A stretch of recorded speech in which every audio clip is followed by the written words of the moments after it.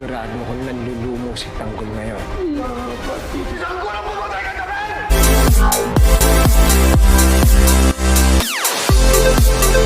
Pinuntahan ni Mando si Rigor, nag-aalala siya sa kaibigan.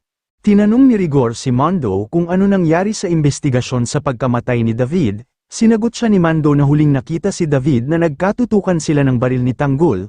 Hindi na nakatapos sa kanyang paliwanag si Mando. Si Tanggol ang pumatay kay David. Galit na sabi ni Rigor. Sa pagkawala ni David mas lalong kinamumuhian siya ni Rigor dahil sa pag-aakala nitong si Tanggol ang pumatay sa anak niyang si David.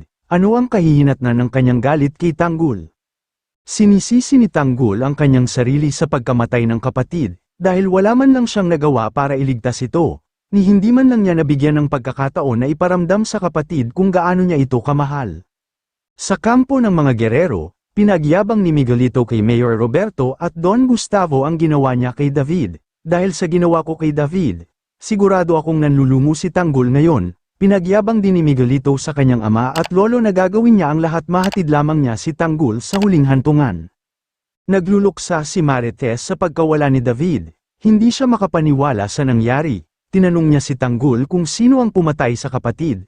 Habang yakap-yakap ang mga damit ni David, pinangakuan ni Tanggol si Marites na hahanapin niya ang gumawa nito sa kapatid.